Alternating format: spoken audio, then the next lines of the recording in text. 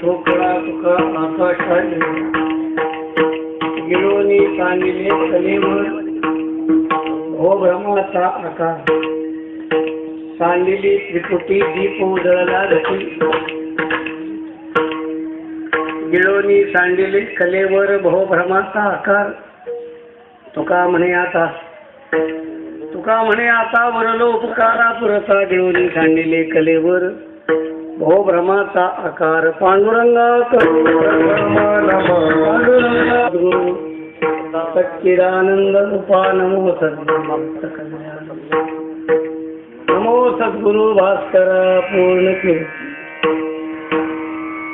आणू रेणुया ठोकळा तुका आकाशा एवढा गिळोनी सांडिले कलेवर भो ब्रह्माचा आकार. पकवास सगळे चांगले व्यवस्थित लावून घ्या. मी सेवेला घेतलेला अभंग जगद्गुरु तुकोबरायांचा. या अभंगामध्ये तुकोबराय आपलं फरक सांगतात. वैकुंठवासी सद्गुरु लोक महाराज यांनी स्थापन केलेल्या वारकरी शिक्षण संस्थेचा शताब्दी महोत्सव संपन्न होत असताना त्या अंतर्गत ही सेवा आहे. त्याचप्रमाणे जगद्गुरु तुकोबरायांचं जे प्रयाण आहे, वैकुंठ गमन सोहळा आहे, त्याच्या कालावधीमध्ये हा कार्यक्रम आहे. उद्या तुकोबरायांची बीज आहे. त्यानिमित्तानं महात्म्यांचं जीवन आपल्याला काय समजावं या उद्देशाने हा अभंग घेतलेला आहे. आणू रेणुया ठोकळा तुका आकाशा एवढा गिळोनी सांडिले कलेवर भवभ्रमाचा आकार. इथं या सृष्टीमध्ये जे काही जीव निर्माण झाल्या त्याच्यामध्ये दोन प्रकार आहेत. एक सजीव, दुसरी निर्जीव. सजीवामध्ये दोन प्रकार आहेत, पशु आणि मनुष्य. माणसामध्ये दोन प्रकार आहेत, शहाणे आणि मूर्ख. शहाण्यात दोन प्रकार आहेत, व्यवहारातला आणि परमार्थात. आपल्याला समजून घ्यायचं परमार्थातला, व्यवहारातला शहाणा नाही. व्यवहारातला शहाणा तुकोबरायांना मान्य नाही. आणि नये माझे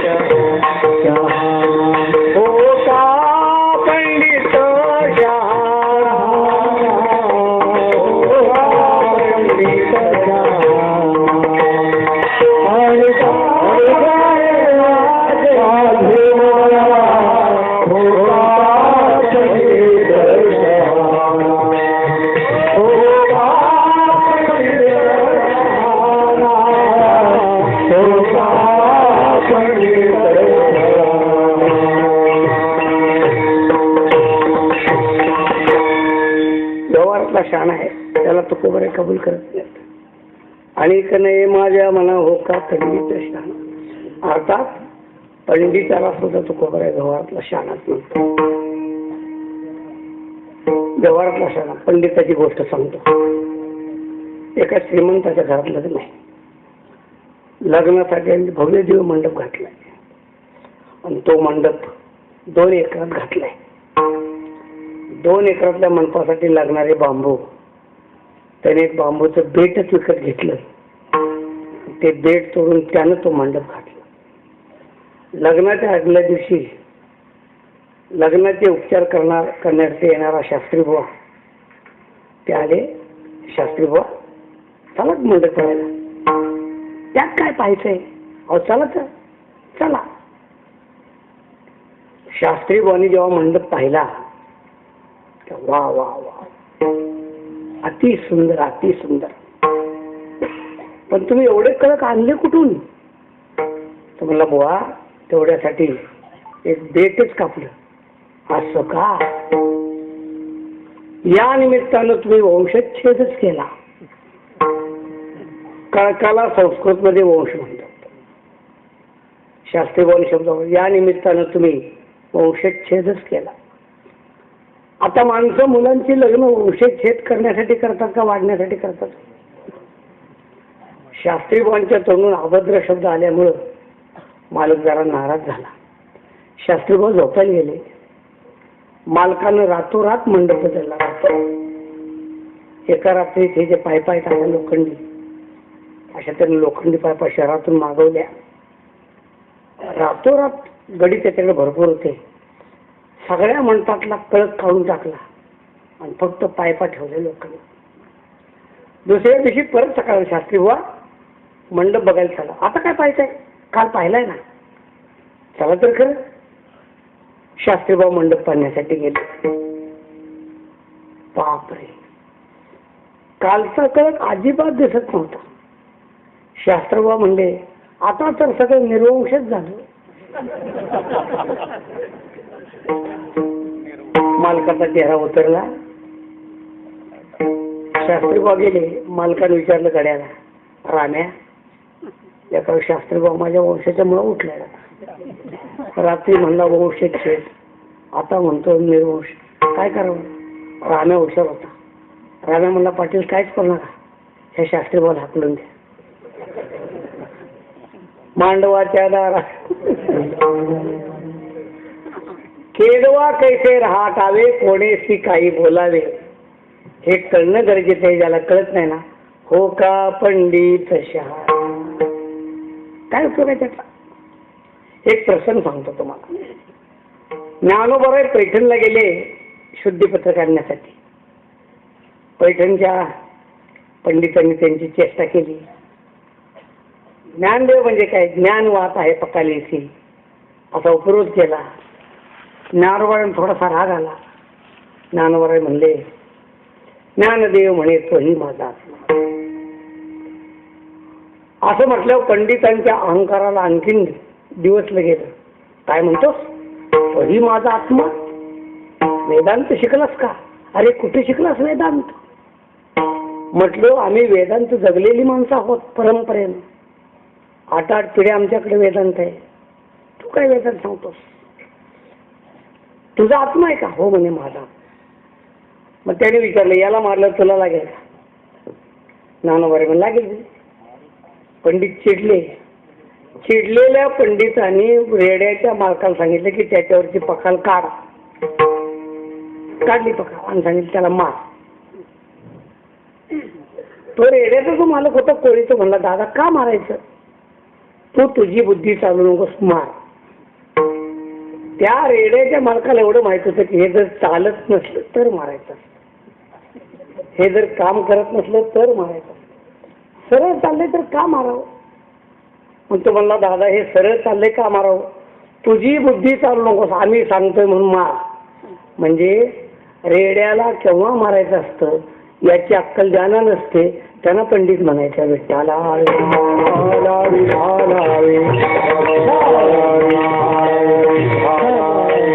तुका म्हणे सोपे आहे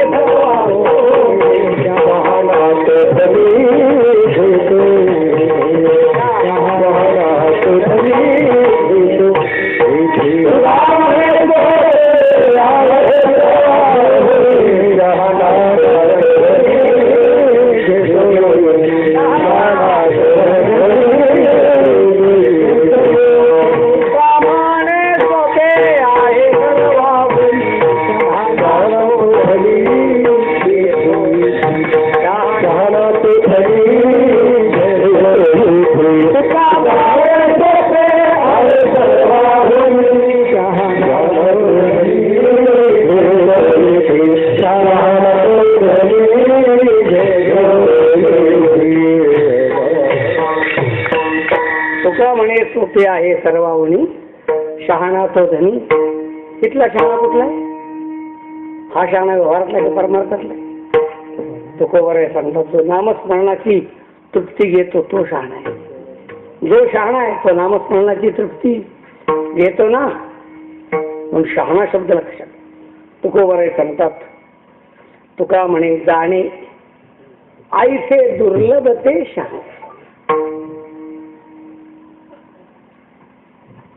शहाणा दोन शहाणे आहेत, एक व्यवहारातला आणि एक परमार्थ. व्यवहारातला शहाणा चतुर आहे, परमार्थातला शहाणा मुक्त आहे. व्यवहारातले शहाणे चतुर आहेत, दुसऱ्याच्या खिशातले पैसे काढून घेण्याच्या बाबतीत लोक चतुर आहेत. दुसऱ्याच्या खिशातले पैसे काढण्याच्या बाबतीत वकील आणि डॉक्टर यांचा एक नंबर आहे. ऐका बरं का, प्रवीण शेठ ऐका.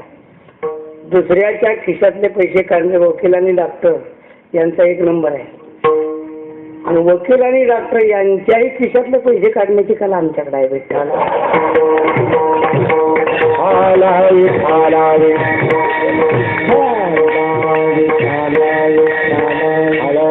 तुम्हाला गंमत सांगतो. एका वर्गामध्ये शिकणारी मुलं, त्यातली काही मुलं कोण डॉक्टर झाला, कोण वकील झाला, कोणी इंजिनियर झाला, कोणी इन्स्पेक्टर झाला, भिन्न भिन्न क्षेत्र, कोण BDO झाला, कोण तहसीलदार झाला, कोण कलेक्टर झाला. भिन्न भिन्न क्षेत्रातली मुलं भिन्न भिन्न क्षेत्रामध्ये पारंगत झाली. एक मुलगा असा होता ज्याला वकील, डॉक्टर, इंजिनियर कशातच इंटरेस्ट नव्हता. त्यानं काहीच केलं नाही, तसाच राहिला आणि शेवटी कीर्तन करायला लागला. तर आता जी यादी वाटली ना, ती सगळी यादी त्याच्या कीर्तन घेऊन बसली. विठ्ठला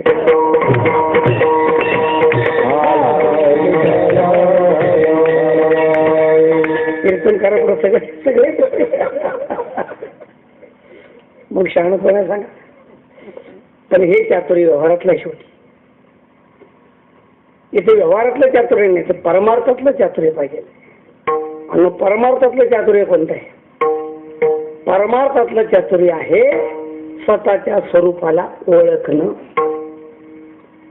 व्यवहारातली माणसं बुद्धिमान होतील पण स्वतःला ओळखणार नाही. परमार्थातली माणसं बुद्धिमान नसतील पण ते स्वतःला ओळखतात. मी वासुदेव तपोता, मी वासुदेव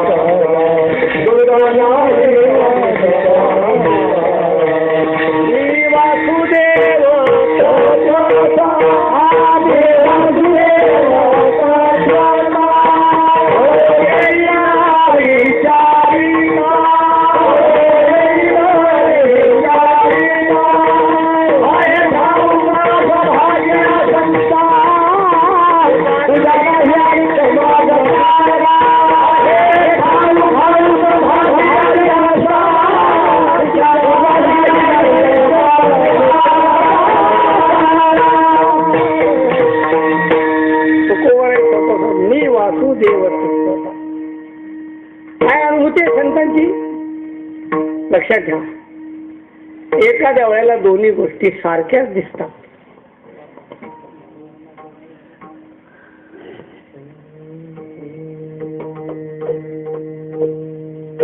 चिका दुधा एक चवी, दरी दावी पांढरे.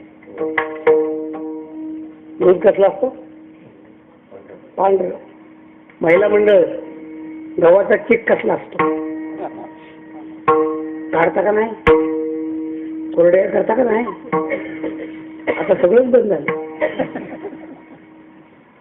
पहिलं बायांना सगळं उन्हाळ्यात काही काम नसतं तेव्हा सगळी कामं. पापड कधी घालायचे असतात? उन्हाळ्यात. लोणचं उन्हाळ्यात, सांडगे उन्हाळ्यात, कुरडया, भातवड्या, पापड्या सगळं उन्हाळ्यात. आता हे सगळे रेडीमेड मिळते. पापड, भातवड्या, लोणचं, खारवड्या सगळं मिळते. त्यामुळे आता स्त्रियांना उद्योगच राहिला नाही. त्यामुळे स्त्रिया काही कामच करत नाहीत. महिला मंडळ, माझी तुम्हाला विनंती, घरामध्ये वरवंटे पाटे आहेत का? खलबत्ते आहेत का? आहे ना? टाकू नका. मिक्सर आला तरी टाकू नका. असावं. नवरा दारू पिऊन आल्यानंतर डोक्यात घालायसाठी काय तर असावं.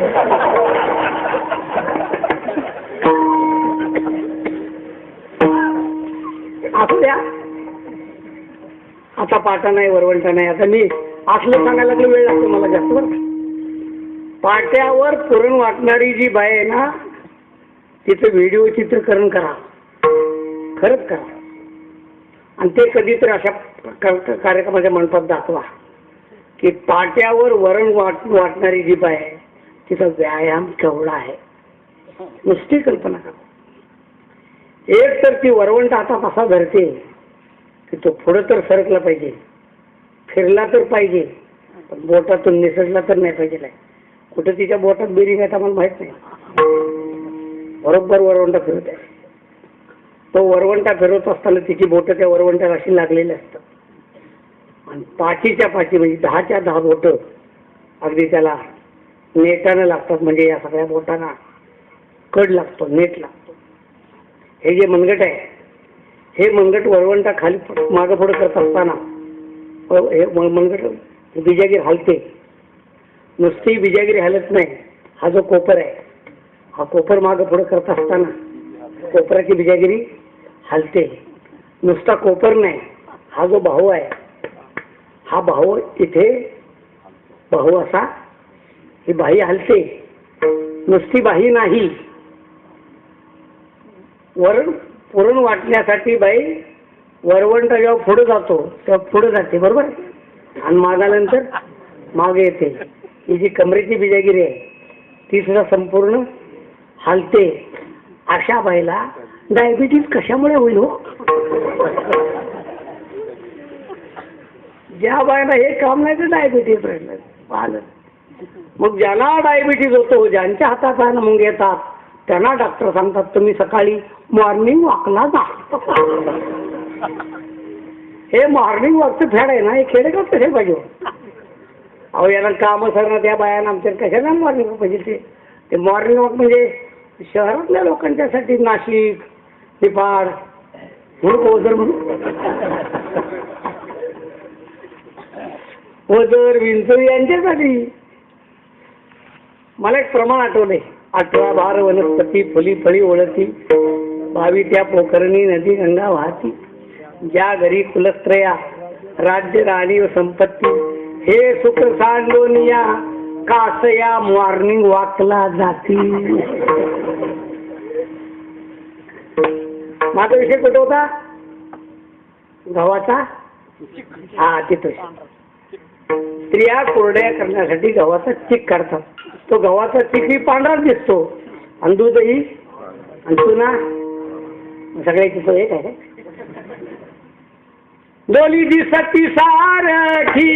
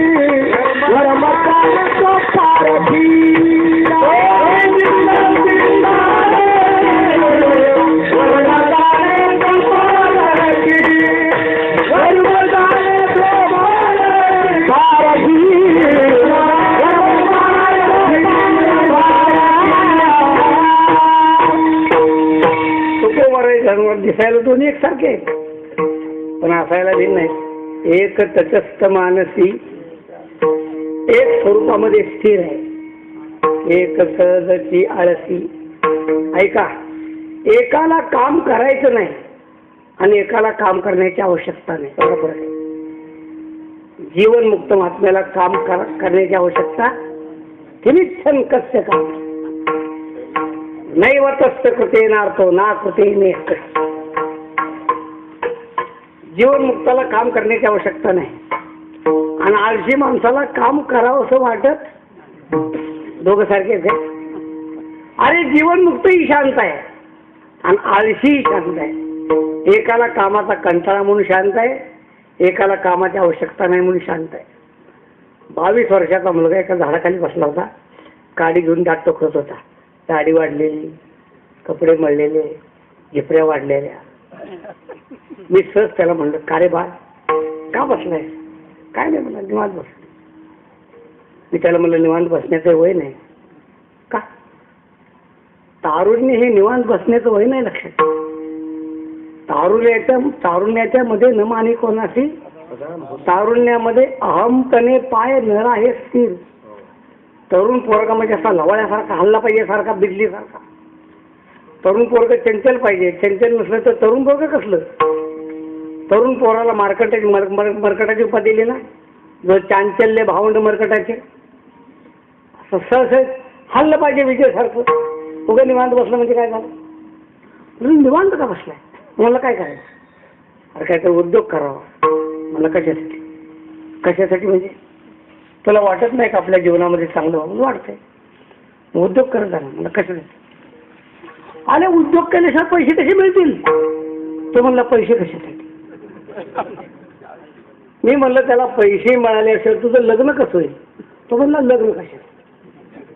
अरे लग्न केल्याशिवाय एखादी पत्नी कशी मिळेल? तो म्हणला, पत्नी कशासाठी? अरे पत्नी मिळाल्याशिवाय मुलं कशी होतील? तो म्हणला, मुलं कशासाठी?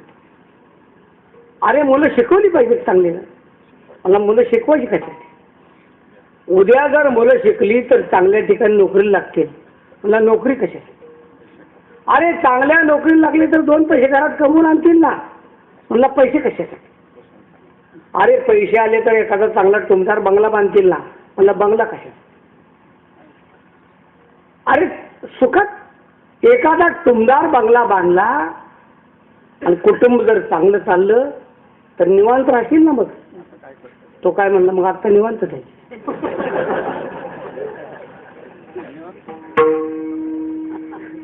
आता निश्चिंतीने पावलं विसावा वेगळं आणि काम करण्याची इच्छा नसणं. मी महात्मा गांधींचं चरित्र वाचायला लागलो खूप दिवसात. महात्मा गांधीच्या शब्दात हे वाचताना लक्षात येतं की महात्मा गांधी आपल्याला समजले त्याच्यापेक्षा केवढे मोठे. प्रत्येक काम त्याने आत्मसात केलं. प्रत्येक काम. भांडी घासण्यासाठी मोलकरणीला पैसे ज्यात जात आहेत ते भांडी घासायला शिकले. हॉटेलमध्ये जेवण्यासाठी पैसे ज्यात जात आहेत ते रोट्या करायला शिकले. कपडे धुण्यासाठी लांड्रीत पैसे ज्यात जातात ते कपडे धुवायला शिकले. इस्त्री करण्यासाठी भट्टीमध्ये पैसे जातात ते इस्त्री करायला शिकले. सगळं. अगदी शेवटी आफ्रिकेमध्ये महात्मा गांधींची हजामत करायला इंग्रजी नाविकानं नकार दिला तेव्हा बापूजींनी स्वतःची हजामत सुद्धा स्वतःच करायला शिकले. पण हे शिका. माणसाच्या जीवनामध्ये कोणत्याही कामाची लज्जा नसावी, शरम नसावी. लक्षात ठेवा. कोणत्याही कामाची. कोणतंही काम चांगलंच आहे. तिथं सप्ताह आहे. पंक्ती असतील ना. पंक्ती असतील ना. पंक्ती आहेत. पंक्तीमध्ये वाढण्याचं काम आहे. वाढल्यानंतर पानं उचलण्याचं काम आहे. पानं उचलल्यानंतर मंडप झाडण्याचं काम आहे. एखादा कार्यकर्ता म्हणतो कीर्तनकाराला हार घालताना तुम्ही, मंडप झाडताना आम्ही. होय. ऐका मी सांगतो तुम्हाला, कीर्तनकाराला हार घालण्याचं जेवढं भाग्य आहे त्याच्यापेक्षा मंडप झाडण्याचं भाग्य जास्त आहे. पण कळायला पाहिजे ना, काडी धर्मा घरी उची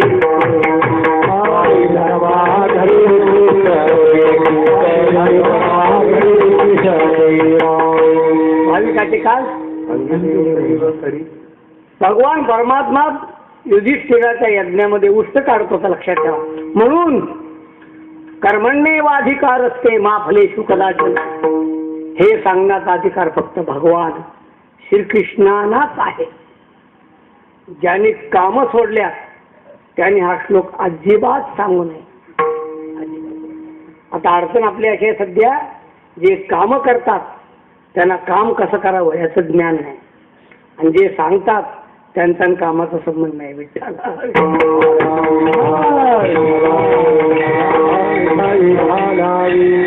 मी सांगितलं कोणत्याही कामामध्ये कमीपणा नाही हो, पण आळशी मनुष्य कामाचा त्याग करतो आणि जीवनमुक्त पुरुष त्याच्या जीवनात काम सुटतात.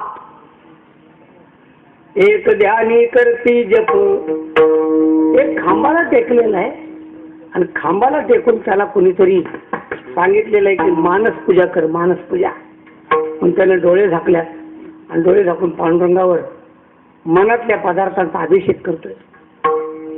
त्याच्या चिंतनामध्ये ते आहे की पांडुरंगाला दूध घातलेलं आहे, दुधाच्या पाठ दही घातलेलं आहे, दह्याच्या पाठोपाठ मध घातलेलं आहे, मधाच्या पाठोपाठ साखर घातलेली आहे, साखरेच्या पाठोपाठ तूप घातलेलं आहे. डोळे झाकून सगळं ध्यान चाललेलं आहे आणि त्याच्या शेजारी बसलेल्या खांबाला दुसरा टेकून बसलाय, पण तो झोपलेला. एक खांबाला टेकून झोपलाय, त्याच्याही डोळे मिटले आणि एक मानस पूजा करतोय, त्याचे डोळे मिटल्यात. एक ध्यानी करती जप, एक बैसोनी घेती झोप, एका भक्ती पोटासाठी, एका देवासवे भेटी, एका सर्वस्वाचा त्याग, एका पोटासाठी जोग, वर्मपोटी एका फळे दोन सांगे तुका. हा दृष्टांत मी तुम्हाला का सांगितला? एवढ्यासाठी सांगितला की दह्यातून ताक आणि दोन्ही निघतं, पण ताकाची लोण्याची किंमत एक नसते. पृथ्वीमध्ये गारगोटे आणि हिरे आहेत, पण दोन्हीची किंमत एक नाही. आकाशामध्ये चंद्र आणि तारे आहेत, दोघांचा प्रकाश समान नाही. तुका म्हणे तैसे संत आणि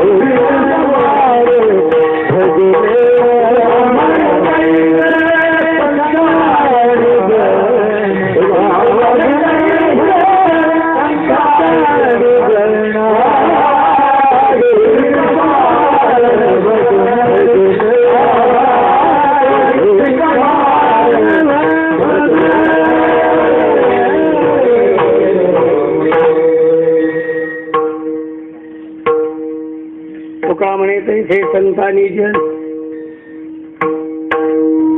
एक सारखेच दिसतात, दोघेही संसारात आहेत, दोघांनाही पत्नी आहे, दोघांनाही मुलं आहेत, दोघेही काम करतात, दोघे एकसारखे नसतात. एक देहात्मवादी असतो आणि एक आत्मवादी असतो.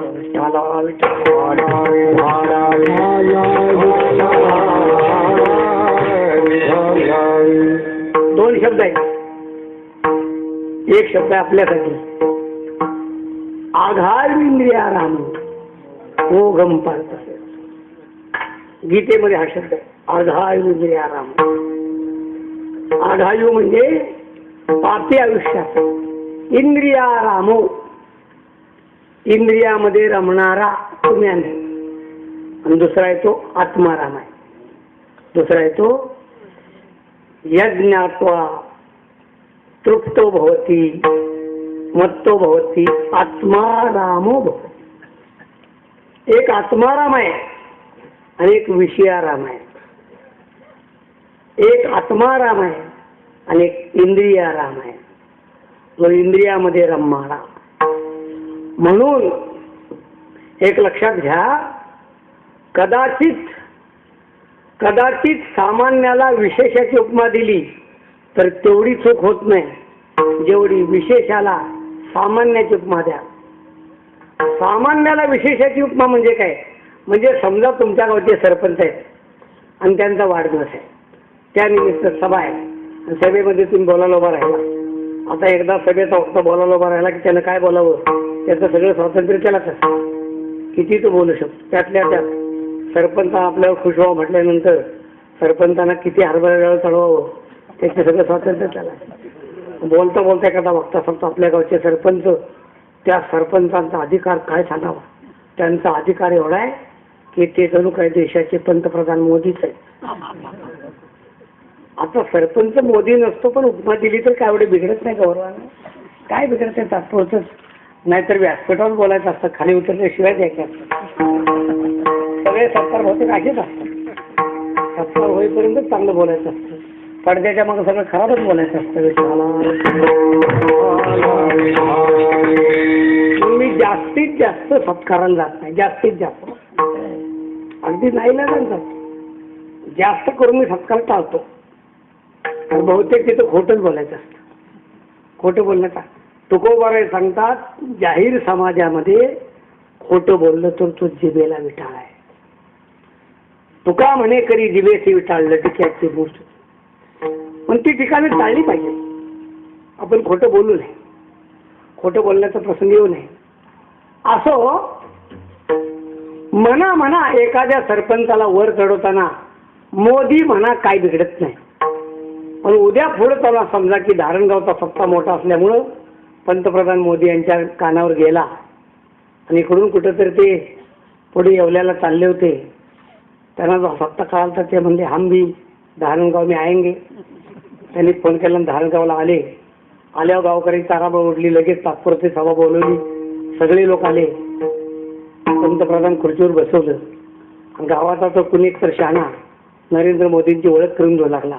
तो बोलता बोलता म्हणला, नरेंद्र मोदी साहेबांचा अधिकार काय सांगा. नरेंद्र मोदी म्हणजे आपल्या गावच्या सरपंचासारखे आहेत.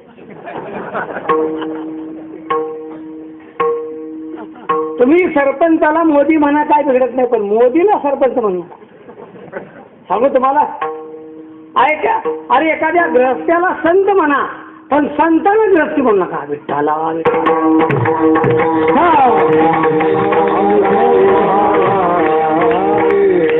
कारण का लक्षात ठेवा, जो देहामध्ये अडकलाय त्याला गृहस्थ म्हणावं. गृहस्थ या शब्दाचा गृहस्थ घरामध्ये थांबलेला. गृह या शब्दाचा अर्थ एवढाच करू नका. गृह या शब्दाचा अर्थ हे जर करा, गृहस्थ म्हणजे जो देहस्थ आहे तो गृहस्थ आहे. जो देहाच्या घरामध्ये राहतो तो गृहस्थ आहे. संत महात्मे देहाच्या घरामध्ये राहत नाहीत. गिळोनी सांडिले कलेवर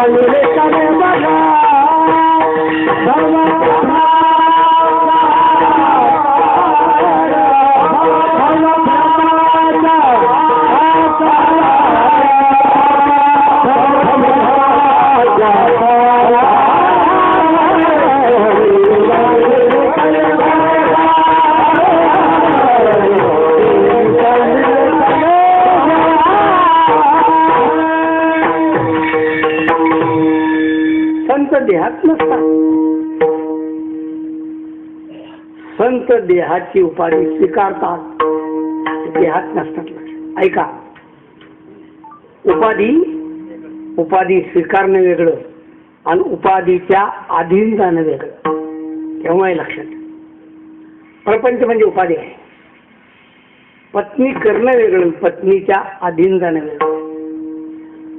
परत सांगितलं, महात्मा गांधीचं चरित्र वाचतोय. महात्मा गांधींनी लिहिलेलं आहे, माझ्या जीवनात बहुतेक वेळेला मी कस्तुरबाला दुःखच दिलं, पण तिनं मात्र ते सगळं दुःख सहन केलं, कोणताही प्रतिकार न करता. पत्नी उपाधी आहे, पण माणसानं उपाधी आपल्या अधीन ठेवावी, उपाधीच्या अधीन जाऊ नये. काही माणसं कबीर महाराजांच्याकडे गेली, बोले हमें शादी करनी है, हमें बिहार करना है. क्या बात है, आपकी कोई सलाह, तुमचा सल्ला दे का? देतो. कबीर महाराज म्हणले सल्ला देतो. अगं ऐकलंस का? जी. दिवा लावून आण. लोक म्हणले दिवा कशासाठी? बायकोने दिवा लावून आणला. दिवसा ढवळ्या दुपारी 12 वाजता घरामध्ये चक्क उजेड होता. दिवा लावून पुढे ठेवला. कबीर महाराजांनी विचारलं, एवढ्या उजेडामध्ये दिवा लावायची आवश्यकता आहे का? का लावला दिवा? ती असं नाही म्हणली, तुम्ही सांगितला. तिला हात जोडलं, सांगितलं चुकलं. अरे बा, चुकलं मूर्ख, उचल. तिने दिवा उचलला. दिवा उचलण्यासाठी ती खाली वाकली तर तिच्या गालात खाडकर मारली. लोक म्हणले अवघड आहे. लोक म्हणले असं कसं आहे? बिचारीचा काही दोष नाही, आज्ञाधारक आहे. दिवा लाव म्हणला, दिवा लावला. हे विचारतात का लावला, तरी ती म्हणत नाही तुम्ही सांगितला. तरी ती म्हणते चुकलं म्हणून. घेऊन जा म्हणतात. ती घेण्यासाठी वाकली तरी तिला मारतात. बरं, मारलं तर तिने रागारागानं बघितलं सुद्धा नाही. काय सात्विक बाय हो, आणि या बायला असं वागवतात हे. तरी म्हणलं बुवा, लोकांपाशी बायका का राहत नाहीत?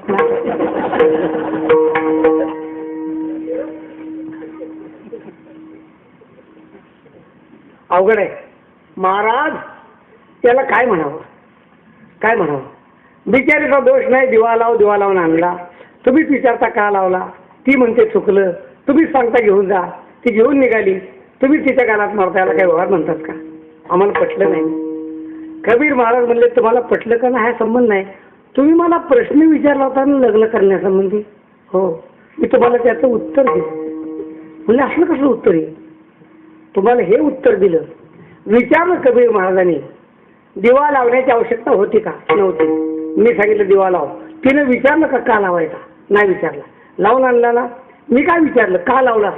ती म्हणली का तुम्ही सांगितलं? नाही म्हणली. ती काय म्हणली? माझं चुकलं म्हणली. मी काय म्हणलो? तुम्ही घेऊन जा. ती घेऊन निघाली. मग मी काय केलं? गालात मारली. तिनं काय केलं? काही सुद्धा बोलली नाही. खाली मान घालून निघून गेली. कबीर महाराज म्हणले, अशी मिळाली तर करा.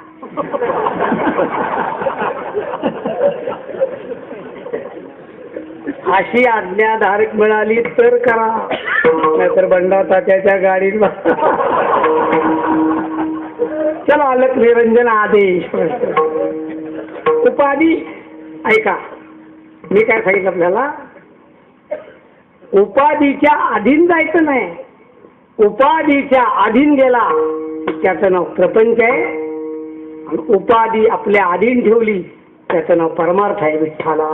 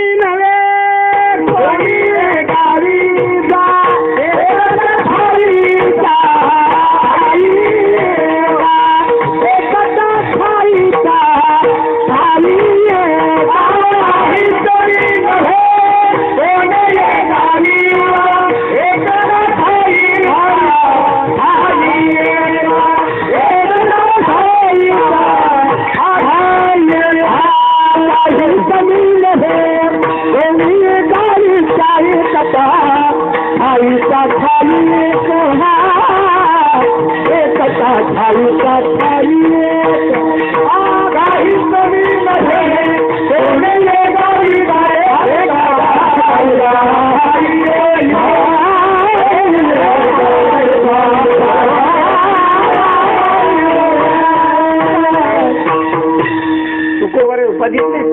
आता उपाधी आहे, उपाधी आहे. तुम्हाला गंमत सांगतो, उपाधीशिवाय चैतन्य समजत नाही, लक्षात ठेवा.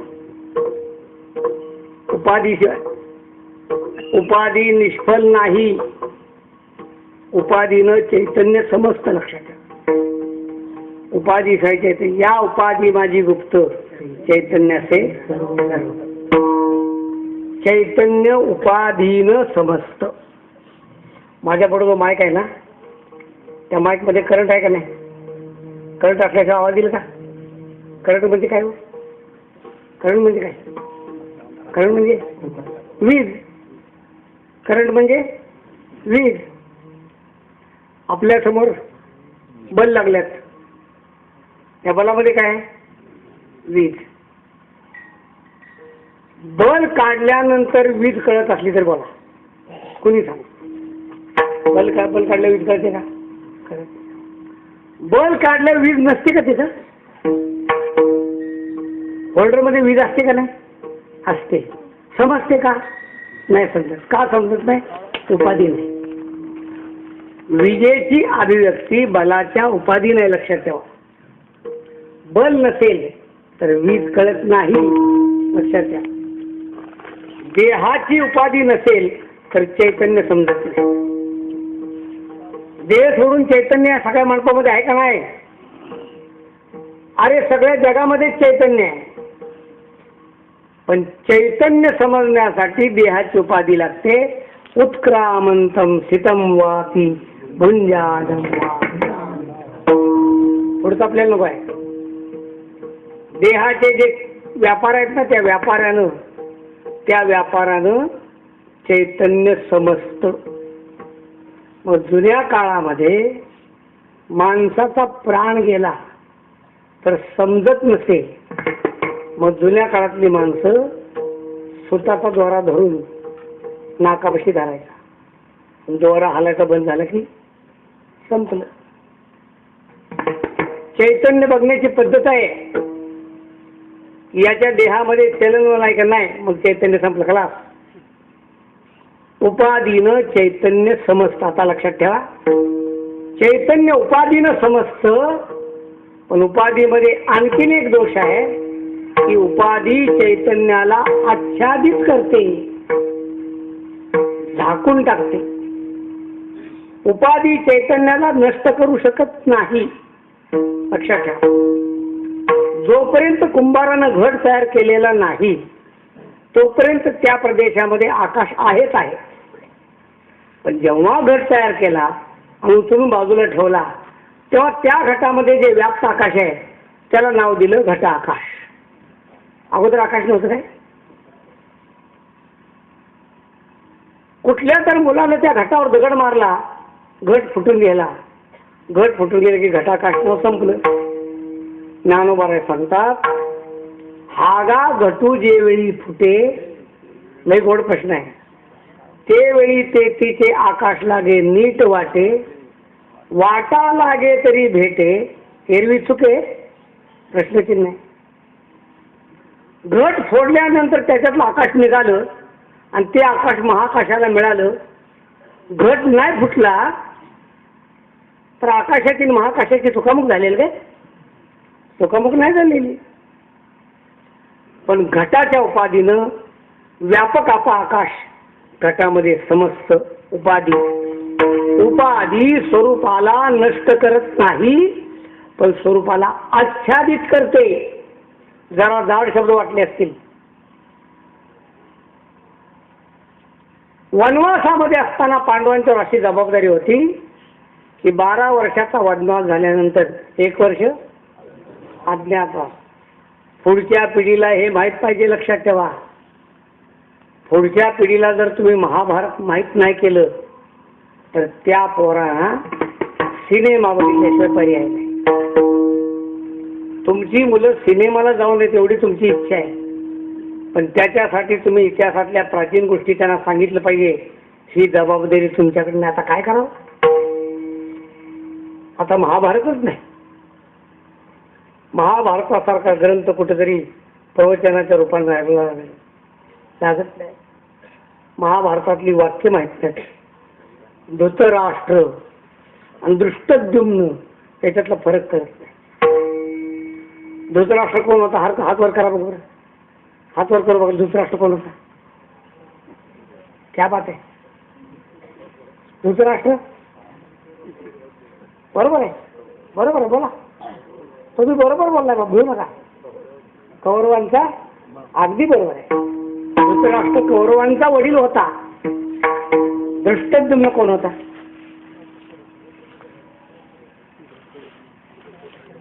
पांडवांचा, बरोबर आहे, पांडवांचा सेनापती, अगदी बरोबर आहे, बरोबर आहे, त्याच्यापेक्षा बरोबर आहे. द्रुपद राजाचा अजून पुढचा पत्ता सांगा.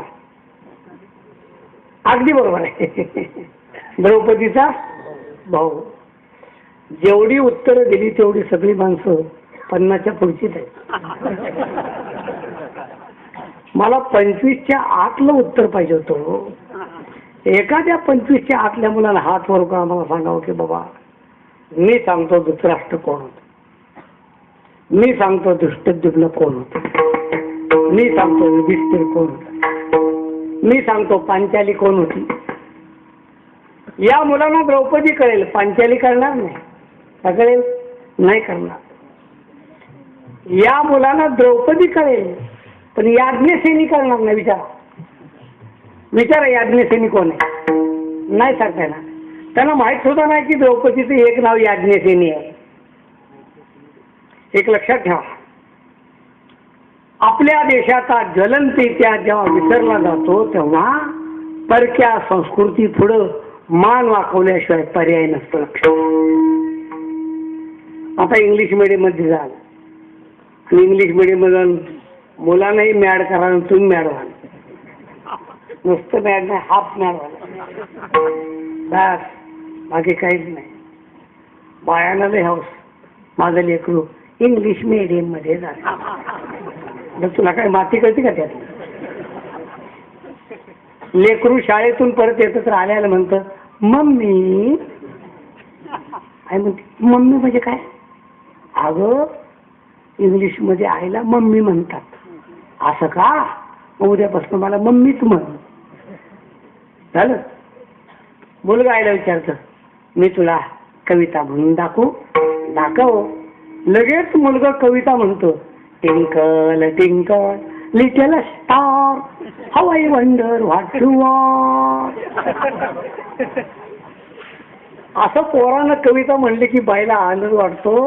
बाई पोराच्या गालावर हात फिरवती आणि म्हणते माझा ग बाळ्या इंग्लिश कविता म्हणतोय. म्हणलं तुला काय माती कळाली का त्यातली? आणि मग कौतुक काय तर करायची? कळायला तर कौतुक हे तर कौतुक. मग आईनं गालावर हात पळाला. कळाली का कविता? नाही कळाली. आई तर द्या सोडून, ज्या पोरानं म्हटली त्याला कळाल्या नाही कळाली. ज्यानं म्हणली त्याला कळण्याचा पत्ता नाही, जिनं ऐकली तिला कळण्याचा पत्ता नाही, ज्यानं शाळेत घातली त्याला कळण्याचा पत्ता नाही. तर तो म्हणतो आमचा मुलगा इंग्लिश मीडियम मध्ये. तुला मातीत कसा घालून नाही तेवढं सांगते लक्षात. सावध राहा. आपली संस्कृती जेवढी विसराल तेवढं परकीय संस्कृती पुढे लोटांगण घालायला लोटांगण घाला. आमचा तो प्रयत्न चाललाय आता की आपल्या संस्कृतीची स्वतंत्र शाळा काढण्याचा आमचा प्रयत्न चाललाय. विषय आपलं कधी विसरू नये.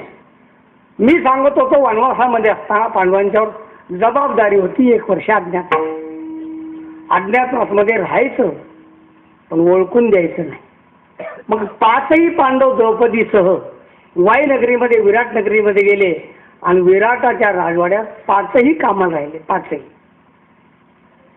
आता ते 5 जेव्हा कामाला राहिले तेव्हा त्यांनी काय काय नावं ठेवली ते ऐका. पहिल्यांदा धर्मराज गेले तर ब्राह्मणाचा वेश घेऊन 16 नेसून अंगावर उपरपंग गेले. विचारलं द्रुपदानं आपण कोण? तर त्यानं सांगितलं जी मी कंक नावाचा ब्राह्मण आहे. असं काय करता? उत्तम प्रकारचं पंचांग मला सांगता येतं आणि रिकाम्या वेळामध्ये तुमच्या बरोबरीने सोंगट्याचा खेळ सुद्धा खेळेल. ठीक आहे. कंक नावाच्या ब्राह्मणाच्या वेशामध्ये द्रुपदानं धर्माला आपल्या घरी बामण म्हणून कामाला ठेवलं. मी सगळं नंतर सांगतो. त्याच्या पाठोपाठ एक भला दांडगा आगरबंब मनुष्य, ज्याच्या कमरेला तावेल, खांद्यावर झारा आणि उलटणं कलता आणि झारा घेऊन, एका खांद्यावर दुसरा टावेल कळकट. त्याने विचारलं, राम राम. विचारलं द्रुपदानं, आपण कोण? तो म्हणला, मी बल्लव आचार्य आहे, बल्लव आचार्य. भीमाचं नाव होतं बल्लव. तो म्हणला, आमच्या घरात ढिगाणा आचार्य आहे. आचार्य, माझा नाद करायचा नाही. भीम कामाला राहिला तरी दम देत होता विठ्ठला. भीमच होता ना. शिवाजी महाराज आग्र्याहून सुटले आणि नंतर राजगडावर शिवाजी महाराज विचार शंभूराजांना, राजे, आम्ही जेव्हा तुम्हाला भेटायला आलो फकीराच्या वेशात, तेव्हा तुम्ही आम्हाला कसं ओळखलं? शंभूराजे म्हटले, आम्ही तुम्हाला बरोबर ओळखलं. म्हणजे कसं ओळखलं? तुमच्या चालीवरनं विठ्ठला. ते म्हणजे तुम्ही फकीर असला तर तुमची राजाची चाल चुकत नव्हती, देऊ लागतो. अरे त्यात काय? भीम म्हणला, माझं वरण तर खाऊन बघ एकदा. काय वरणात आहे का असं? अरे माझं वरण खाल्लं ना तर म्हाताऱ्या माणसाच्या मिशान दाढी काळी कुळकुळीत होते, दीड कलप लावता. इसके पीने से तबीयत में रवानी आए, इसको जो बूढ़ा भी पिए तो जवानी आए. जान जब सामने आए तो ठुकरना कैसा, बात जब पीने की आ जाएगी तो डरना. जाम उठा ले, मुँह से लगा ले, जाम उठा ले, मुँह से लगा कर चुम चुम चुम चुम.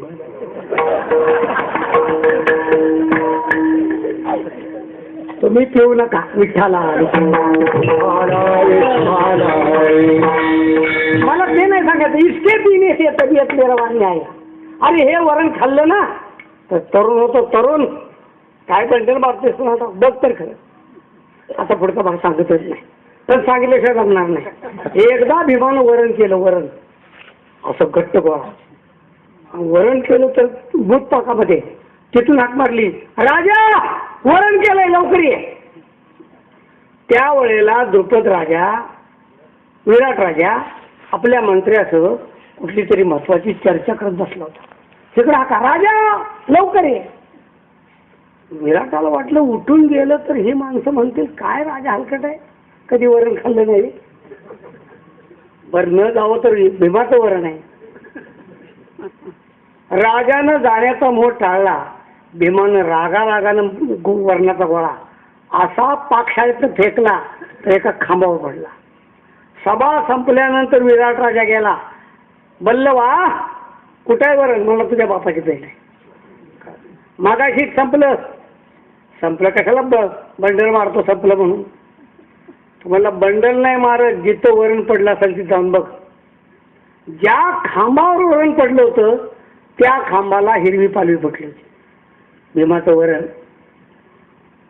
नाव काय सांगितलं? 11 वाजेपर्यंत लक्षात ठेवा, नंतर बघ काय सांगितलं. बल्लव.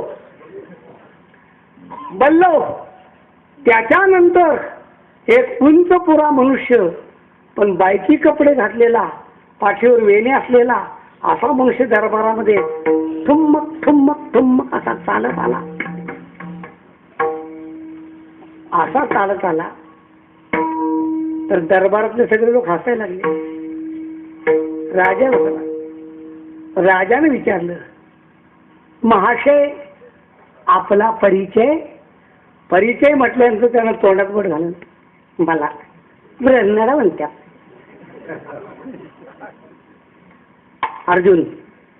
अर्जुन ब्रह्मणेच्या वेशामध्ये आला, नपुसक.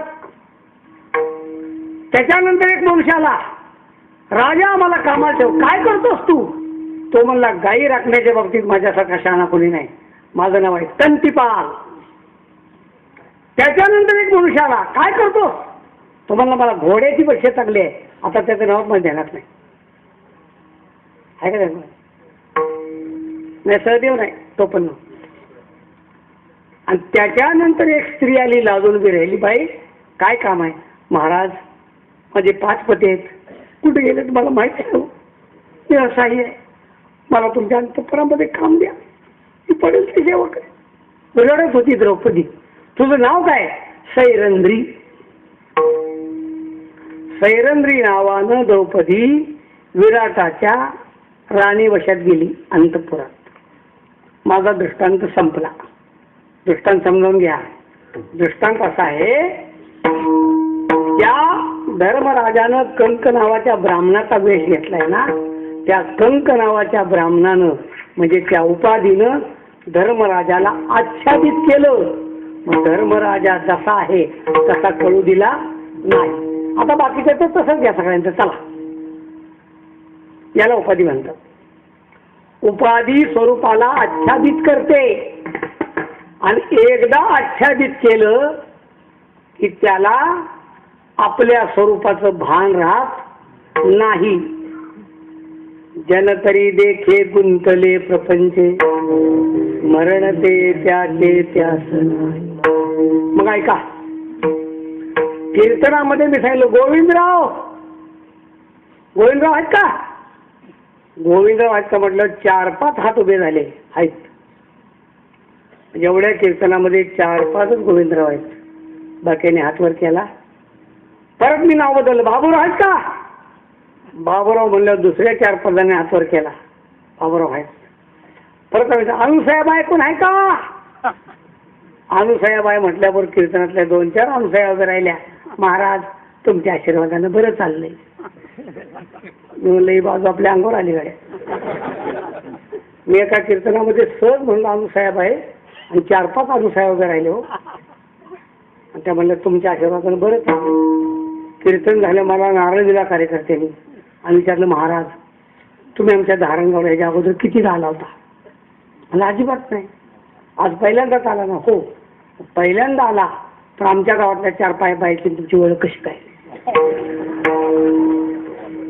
असले धंदे केव्हापासून शिकला? त्या दिवशी कानाला खडा लावला.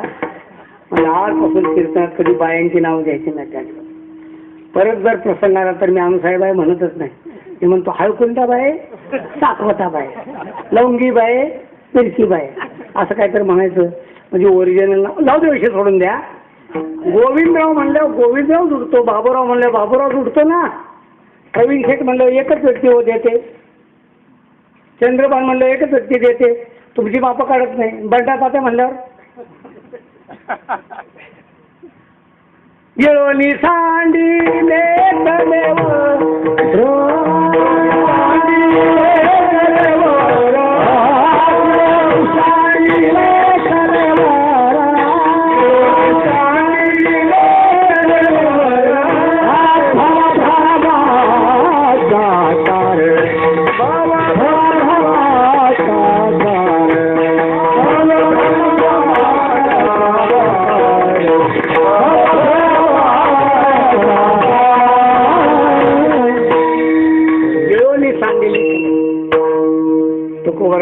कलेवर आहे ना, हे मड कलेवर म्हणजे मड गिळलं. आता तुम्ही मड गाळायला शिका, तोपर्यंत परमार्थ पूर्ण होत नसतो. मंडपामध्ये प्रवेश केल्यानंतर पहिल्याच दिवशी परमार्थ पूर्ण झाला पाहिजे असा आग्रह नाही, योगही नाही. पहिल्याच दिवशी तुम्ही परिपूर्ण झाला पाहिजे असा योग नाही, तसा आग्रह नाही. पण मरेपर्यंत परिपूर्ण नाही झालं पाहिजे असा काही कायदा नाही. थोडं सरकलं पाहिजे का? तुम्ही कीर्तनामध्ये पुढे बसण्यासाठी हट्ट धरता, पण परमार्थात पुढे येण्याचा प्रयत्न करत नाही तुम्ही. असं आहे. विचारलं हरिपाठ झाला का नाही? मला घालून किती वर्ष झाली? 15. हरिपाठ कुठेवर आलाय? आलाय म्हणलं निम्म्यापर्यंत. निम्मामध्ये कुठेपर्यंत आहे? एक नाम हरी, बरोबर 15 आपण अद्वैत कुसरी म्हणलं 15 वर्षात 15चा अभंग चालायचं. म्हणलं प्रयत्न का करत नाही? काय करता प्रयत्न? ठेविले अनंती तैसे.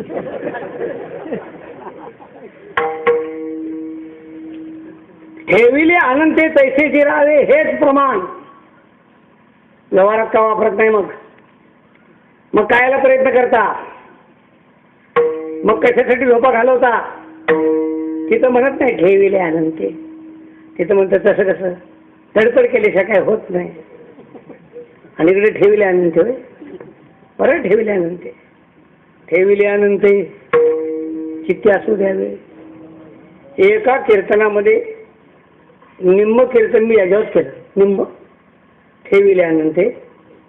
अनेक उदाहरणं दिलेली, अनेक उदाहरणं. का निवडणुकीमध्ये सपाटून पराभव झाला, ठेविले अनंते. तारुण्यामध्ये बायको पळून गेली, ठेविले अनंते. घराला आग लागली, ठेविले अनंते. तरुण मुलगा ऍक्सिडेंट मध्ये गेला, ठेविले अनंते. मी सगळं कीर्तन याच्यावरच केलं. कार्यकर्ते म्हणले लय सुद्धा सारखाच सांगतो ठेविले अनंते, ठेविले अनंते. चित्ते असू द्यावे समाधान.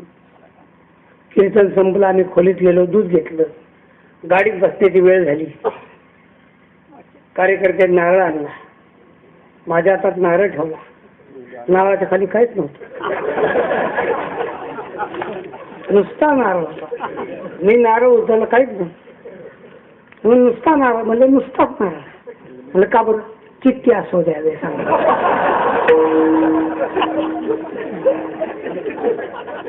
मी म्हणलेलं का प्रकरण आपल्या अंगावर आहे. त्याच्यानंतर मी ठरवलं हा मग तरच कधी कीर्तन. आता तुम्हाला सगळ्याला विनंती आहे, माझ्यावर हा प्रयोग आज करू नका. जाऊ द्या. विषय काय सांगला मी, विषय लक्षात ठेवा. परमार्थात आल्याबरोबर तुम्ही परिपूर्ण व्हावं असं नाही, पण जीवनभर परमार्थ करून तसंच राहावं असं नाही. पुढे सरकलं पाहिजे का नाही, लक्षात ठेवा. आदर्श ध्रुवाचा ठेवा, ध्रुवाचा आदर्श आद्यामळाचा ठेवा. ध्रुवानं वयाच्या 5व्या वर्षी भगवान परमात्मा आत्मसात केला, तर आद्यामळानं वयाच्या 88व्या वर्षी आणि फक्त 6 महिन्यामध्ये भगवान परमात्मा आपला केला ना, असा आदर्श ठेवा. जन्मभर चोरी करणारा वाटपाडा कोळीकू नारदाचा उपदेश ऐकला, मन बदललं, तर वाल्मिक ऋषी सारखा भावशील मनाचा कवी झाला.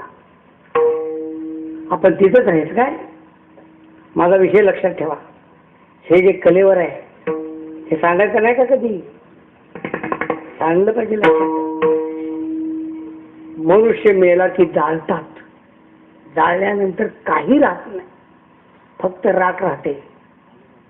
मग राख सावडण्यासाठी दुसऱ्या दिवशी जातात. राखेमध्ये राख, कोळसा आणि हाड्याचे काय नसतं, तरी सुद्धा 10व्या दिवशी शेणानं जागा सारवतात, नैवेद्य करतात, तो नैवेद्य दाखवतात आणि सगळे लांब जातात. लांब लांब वाट बघत असतात, कावळा शिवतो का. कावळा शेवटी नाही, लाख प्रयत्न केला, हे करतो ते करतो, राम करतो, मुलीचं लग्न करतो, वाडा बांधतो, पाईपलाईन करतो, याव करतो त्याव करतो. मिळवली सांडिले. अरे सांडलेल्या बी कलेवरच अभिमान आहे का नाही. सांडलेल्या नाही, जळलेल्या. सांडलं कशाला, जळून गेलं शरीर तरी अभिमान शिल्लक आहे. माझ्या मुलांचं कसं होईल, माझ्या मुलींचं कसं होईल, माझ्या म्हातारीचं कसं होईल. तुकोबाराय सांगतात हे कलेवर आहे ना, गिळलं, कलेवर गिळा. कले गिळा म्हणजे देहभाव खाऊन टाका, ठेवू नका देहभाव. पण त्याच्या पुढचे शब्द आहे का, कलेवर गिळलं पण आत नाही ठेवलं. गिळवणी सांडिले. गिळायचं आणि परत सांडायचं. आता ऐका, मग गिळायचं का, कलेवर गिळायचं का, आत्मबोधासाठी कलेवर गिळायचं. मग सांडायचं का, तुका म्हणे आता उरलो उपकारापुरता, उपकारासाठी परत सांडायचं. विठोबा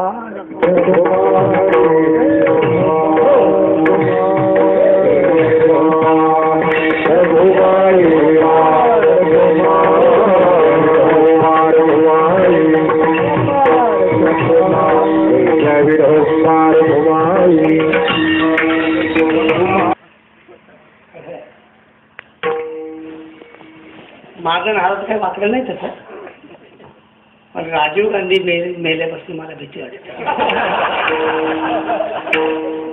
न जाणो हारामध्ये बॉम्ब असला विनय करायचं काय होईल.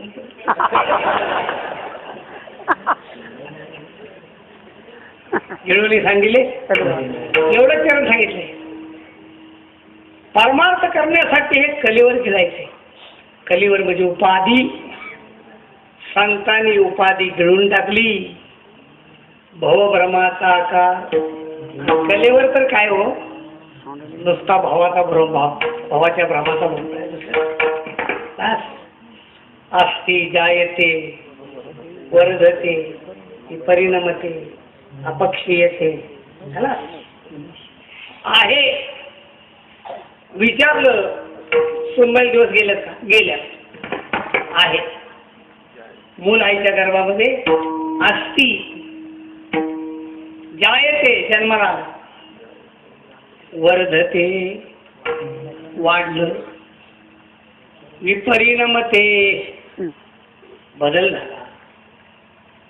लहानपणाचं मुलगा तारुण्यात नाही, तारुण्याचं वृद्धपणात नाही, वृद्धपणाचं अंतकाळी नाही. मी आमच्या मठाधिपतीला बघायला गेलो. मी तुमचे मठाधिपती वाढले परवा, त्याला बघायला गेलो मी. मामा तर खरं म्हणजे माझा जोडीदार. 1977 पासून माझ्याबरोबर असलेला मनुष्य, माझ्यापेक्षा 1 वर्षाने मोठा. पण जेव्हा मी हॉस्पिटलमध्ये गेलो तेव्हा त्यांची अवस्था बघितली तर मला बघूशी वाटली. त्याला म्हणतात अपक्षीयते. तुम्ही देहात अभिलाष नाही धरू. तुमच्या घरात लहानपणीचा फोटो लावा आणि आलेल्या पाहुण्यांना दाखवा लहानपणाचं. मी काय बोलताय काय हो नाही म्हणले शोभत नाही काढून टाका. काय हात पाय वगैरे काय राहिले काहीतरी. आता कसं तुम्ही गुबगुबीत दिसतंय. तारुण्यातला गुबगुबीत एक फोटो काढा आणि वयाच्या 75व्या वर्षी दाखवा. हे बघा मी, तुम्ही पटत नाही नका सांगा. कसा फरक आहे. तुमच्यापैकी बरेचसे लोक मला वय विचारतात. बरेच तात्या वय किती? मी सांगतो 66. 66? हो. काय सांगताय? मला समजत नाही ना. आश्चर्य काय असेल. काय सांगताय? 66? हो. मला वाटत नाही. मला वाटलं कमी सांगतात का कोणाला. म्हणजे किती वाटतंय? 75च्या पुढं. आहे बा. माझ्या लक्षात आलं की वयाच्या मनात आपण म्हातार लय दिसतो. हे बरं वाटत नाही ऐकायला. त्यामुळं आता मी बदलले. आता कोणी विचारलं तात्या वय किती? 80. 80 म्हणलं का? काय सांगताय? हो का? काय झालं? 80? हो. खरं सांगताय? मग लोक म्हणतात वयाच्या मनात तब्येत चांगली ठेवली. बाद झाला. काय तर चांगला आहे का मिळते काय केलं. मी या विषयावर आपण संपत. गिळवणी सांगितली. तुकोबाराय सांगतात हातामध्ये काठी घेतली. काठी आणि हातामध्ये काठी घेऊन या कलेवराच्या पाठीमागे लागलो. हाती घेऊन या काठी तुका लागला कलेवराच्या. बघू तर तुझं काय ते काय तुझी मी मला बघू दे तर खरं की तू एवढं सगळं केलेलं आहे. हे नेमत भोगविल्या खाणी नसता छंद लाविला म्हणी. माजलो मी माझे भ्रमणी झाली बोडणी विटंबना. पावलो केली आता दंड खाणी भोगले याची उदंड. याने इतकं संभवत इतकं सचवलं मला इतकं सचवलंय. बघतो तर तुझ्याकडे आता काय ते. महाराज सांगतात गिळवणी सांडलेले. कलेवर गिळून टाकलं म्हणजे देहभाव नष्ट केला. आता ऐका देहभाव नष्ट केला. ऐका आपण देहभाव नष्ट केल्यामुळं अंतःकरणात बोध जागृत झाला. पण पुढचं ऐका देहभाव नष्ट झाल्यामुळं बोध जागृत झाला पण परमार्थ बंद पडला ना. मी आत्मा ही जर स्मृती झाली तर तुम्ही गोदावर जाताय, पण परमार्थ बंद पडतोय ना दादा. संतांना परमार्थ बंद पडायला नको आहे हो. सीतेनं त्रिजटेला हा प्रश्न विचारलेला आहे की त्रिजटे का ग, मला असं वाटतं मी राम राम राम राम म्हणते, सगळे लोक सांगतात राम म्हणतात, राम म्हणलं रामच होतंय ना, मला भीती वाटते ग. म्हणजे काय भीती वाटते? राम राम राम म्हणून एक दिवशी राम होईल ना, मी ज्या दिवशी राम होईल त्या दिवशी माझं भजन पण पडेल. राम झालं भजन कसं होणार? रामच काय रामाचं भजन थोडंच करतो. त्रिजट हुशार आहे. त्रिजट सांगते सीते काळजी करू नकोस, ज्या दिवशी तो राम राम राम म्हणून राम होशील त्या दिवशी सीता सीता सीता म्हणून राम सीता होईल. आणि भजन बंद पडणार नाही, ट्रान्सफर होईल. फक्त तुझं भजन तो करेल आणि त्याचं भजन तू करशील, पण बाकी काही फरक नाही. संतांची इच्छा आहे देहभाव नष्ट व्हावा, पण परमार्थ संपू नये. सांगाया श्री लोक तुका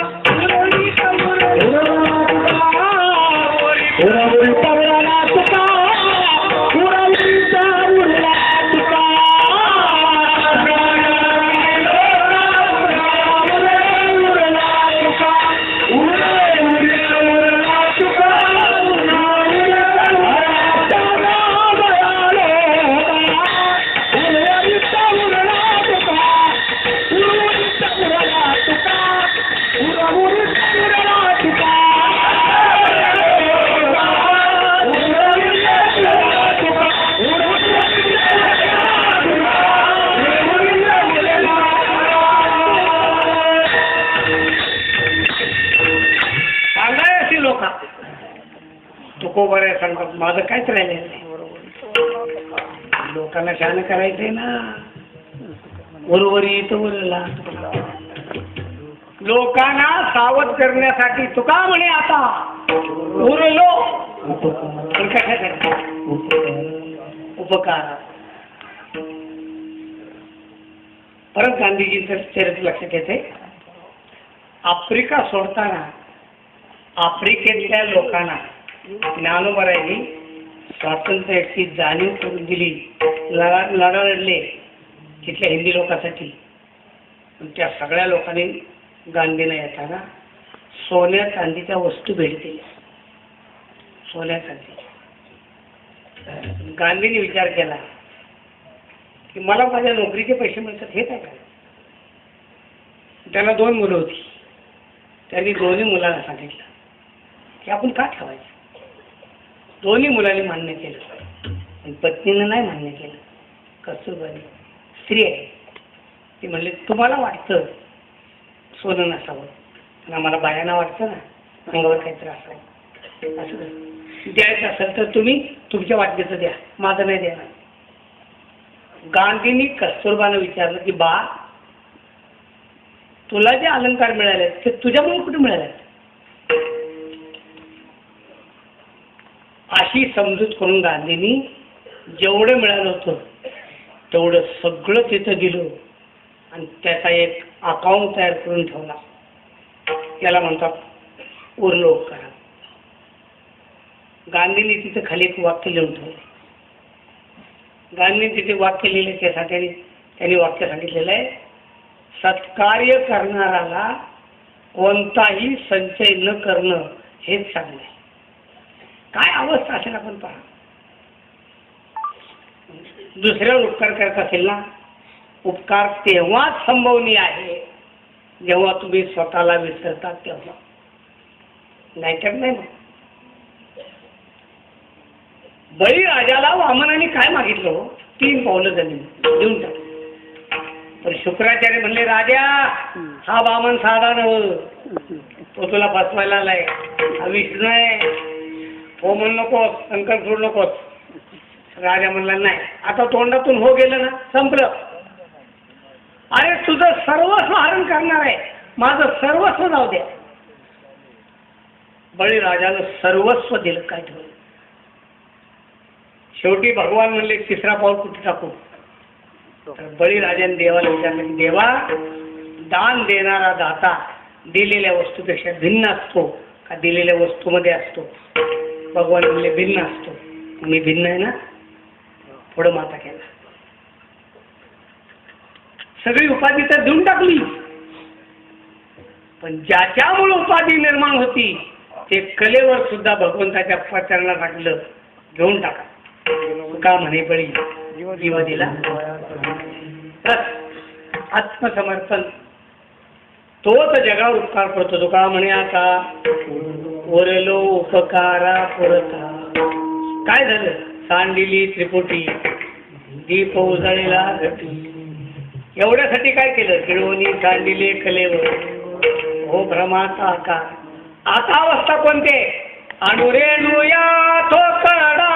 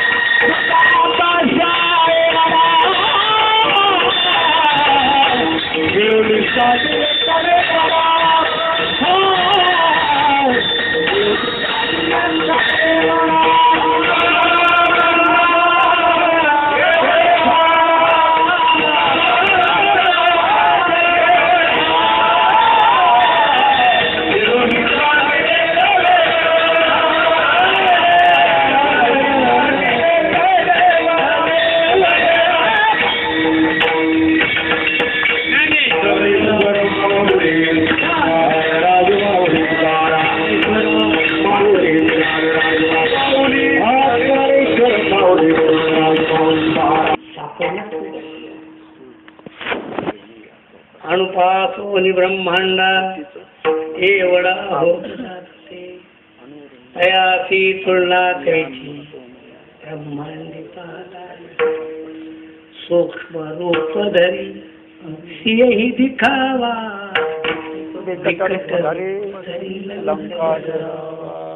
भीम रूप धरी